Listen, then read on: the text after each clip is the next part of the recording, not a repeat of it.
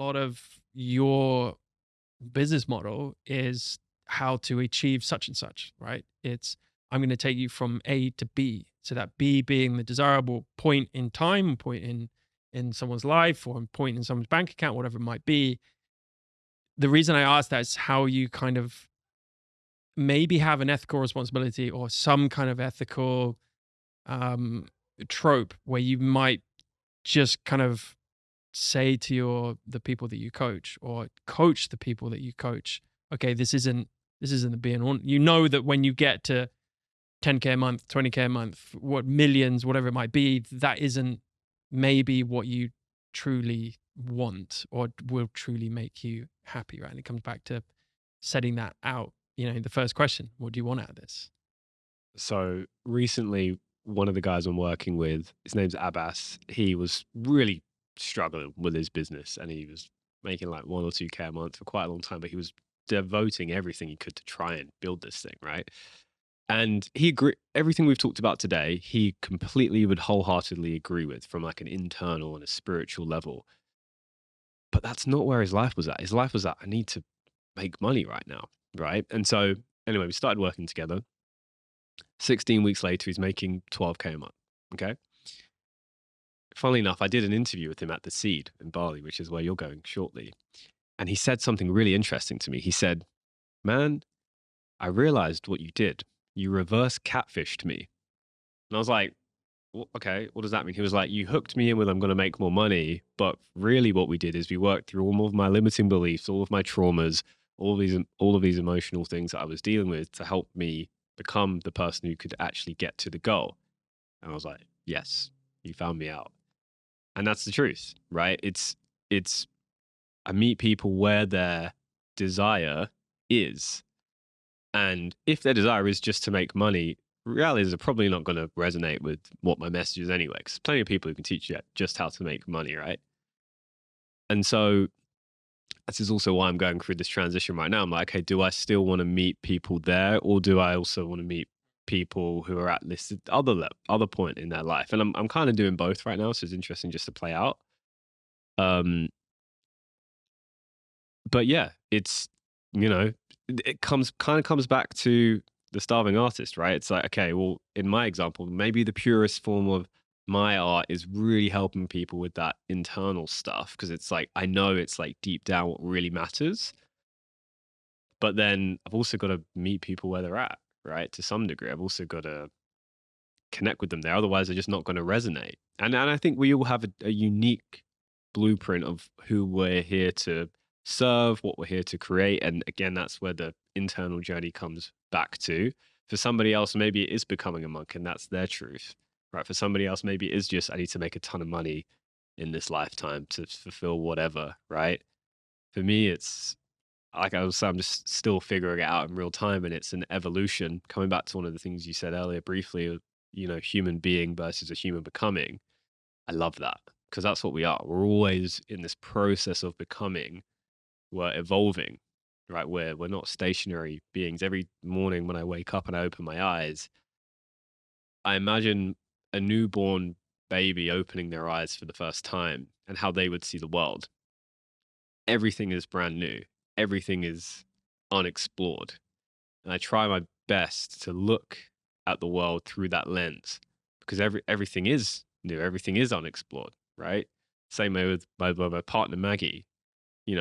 Who are you today? Who are you becoming today? I'm not thinking about you from a year ago, because you're a totally new person. I think that's how we continuously evolve. Completely forgot where we were going with that one, but it was a yeah.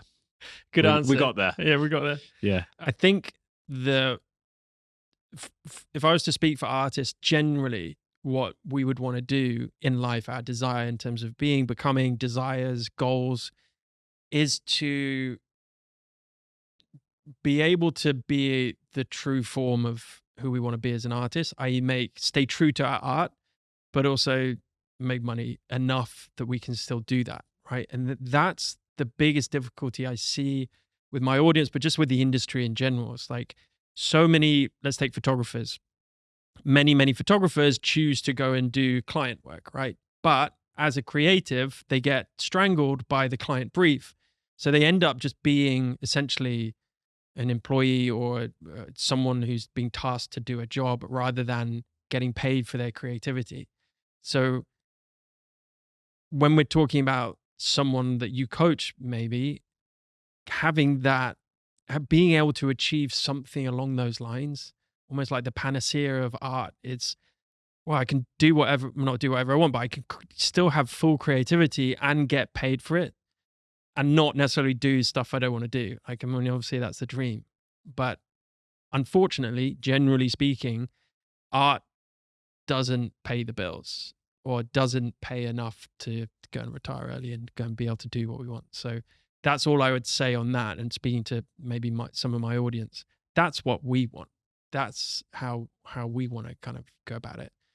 So again, I don't know what the point of that was. I can't remember what we were talking about. The only thing I'd add on to that is if that's truly is your dream, if the ultimate dream is to be able to create whatever it is you want to create from your truest self-expression and be really well paid for it, if that's the dream everybody has, from a practical level, wouldn't it make sense that you would have to really put in a lot of work to get to that stage? Wouldn't it make sense that you would need to really hone your craft, really have to become the best possible version of yourself to have the right to do that? Take Michelangelo as the example, spent years and years and years and years and years on just one project, right? Are you willing to do that? I think by me saying, I'm talking like the upper echelons of artists, like to spend time to be that Michelangelo and spend 3 months on one project and not have to worry about, okay, I've got to go and do this client job, or I've got to post the next video, or I've got to do this, or I've got to do that, I've got to sell an ebook, or whatever it is, or I've got to sell prints. And so you kind of get distracted and then come back. But that's just life. But yeah, you're totally right. I mean, it depends what you define as doing the work. If you say that to most people, it's like, well, yeah, I'm going to work day in, day out, 16 hours a day to be better at making money, right? Because I've got to pay the bills so I can do those projects. But what you mean, I think, is working harder on yourself and working harder on your process and your art, right?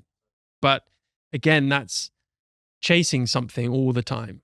It's chasing something rather than just being in it.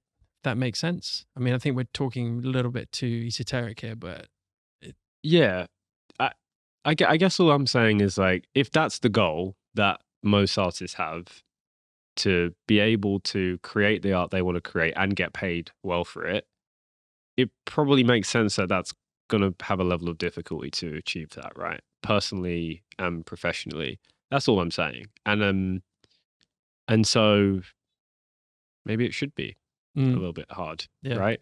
But if you really want it, you will sacrifice. And when I say sacrifice, I don't mean go and work some job you hate. I mean, sacrifice your fears, sacrifice your sense of who you were, sacrifice other things to be able to put that into your creative process, to be able to become the best possible creator that you can be. Because there's always going to be those people at the very, very top who get rewarded very, very highly. And if you look at what they're doing, I can bet you they're just obsessed with that process, doing it all the time, right? And probably for the majority of their career, they weren't having success. It probably took them a really long time to do that, right? And so it's, again, coming back to asking yourself the real questions, understanding, who am I? Are you willing to do that? Because you can achieve anything you want. I truly believe you can do that. You have to be willing to put in what's required to get there. And then it's just, are you actually willing? And then, do you really want that?